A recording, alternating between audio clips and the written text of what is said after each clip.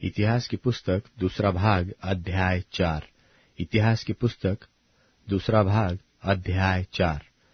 फिर उसने पीतल की एक वेदी बनाई। उसकी लंबाई और चौड़ाई 20-20 हाथ की और ऊंचाई 10 हाथ की थी। फिर उसने एक ढाला हुआ हौद बनवाया जो छोर से छोर तक 10 हाथ तक चौड़ा था। उसका आकार गोल था और उसकी ऊंचाई 5 हाथ की थी और उसके चारों ओर का घेर 30 हाथ के नाप का था। और उसके तले उसके चारों ओर एक एक हाथ में 10-10 बैलों की प्रतिमाएं बनी थी जो हौद को घेरी थी। जब वह ढाला गया तब ये बैल भी 2 पांति करके ढाले गए और वह 12 बने हुए बैलों पर धरा गया, जिनमें से 3 उत्तर, 3 पश्चिम, 3 दक्षिण और 3 पूर्व की ओर मुंह किए हुए थे। और इनके ऊपर हौद धरा था और उन सबों के पिछले अंग भीतरी भाग में पड़ते थे। और हौदे की मोटाई चौवा भर की थी और उसका मोहड़ा कटोरे के मोहड़े की नाई सोसने के फूलों के काम से बना था और उसमें 3000 बत भरकर समाता था। फिर उसने धोने के लिए 10 हौदी बनवाकर 5 दाहिनी और 5 बाईं ओर रख दी।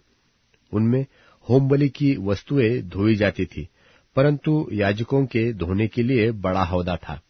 फिर उसने सोने की 10 दीवट विधि के अनुसार बनवाई और 5 दाहिनी ओर और 5 बाईं ओर मंदिर में रखवा दी। फिर उसने 10 मेज बनवाकर 5 दाहिनी ओर और 5 बाईं ओर मंदिर में रखवा दी। और उसने सोने के 100 कटोरे बनवाए। फिर उसने याजकों के आंगन और बड़े आंगन को बनवाया और इस आंगन में फाटक बनवाकर उनके किवाड़ों पर पीतल मढ़वाया। और उसने हौद को भवन की दाहिनी और अर्थात पूर्व और दक्षिण के कोने की ओर रखवा दिया। और हुराम ने हंडों, फावड़ियों और कटोरों को बनवाया। और हुराम ने राजा सुलेमान के लिए परमेश्वर के भवन में जो काम करता था उसे निपटा दिया, अर्थात 2 खंबे और गोलों समेत वे कंगनियां जो खंभों के सिरों पर थी, और खंभों के सिरों पर के गोलों को ढांपने के लिए जालियों की 2-2 पांति, और दोनों जालियों के लिए 400 अनार, और जो गोले खंभों के सिरों पर थे उनको ढांपने वाली एक एक जाली के लिए अनारों की 2-2 पांति बनाई। फिर उसने कुर्सियां और कुर्सियों पर की हौदिया और उनके नीचे के 12 बैल बनवाए। फिर हुराम अबी ने हंडों, फावड़ियों, कांटों और उनके सब सामान को यहोवा के भवन के लिए राजा सुलेमान की आज्ञा से झलकाए हुए पीतल के बनवाए। राजा ने उसको यरदन की तराई में अर्थात सुक्कोत और सरेदा के बीच की चिकनी मिट्टी वाली भूमि में ढलवाया।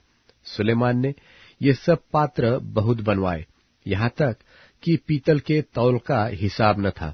और सुलेमान ने परमेश्वर के भवन के सब पात्र, सोने की वेदी और वे मेज जिन पर भेंट की रोटी रखी जाती थी, और दीपकों समेत चोखे सोने की दीवटें जो विधि के अनुसार भीतरी कोठरी के सामने जला करती थी, और सोने वरन नीरे सोने के फूल, दीपक और चिमटे, और चोखे सोने की कैंचियां, कटोरे, धूपदान और करछे बनवाए।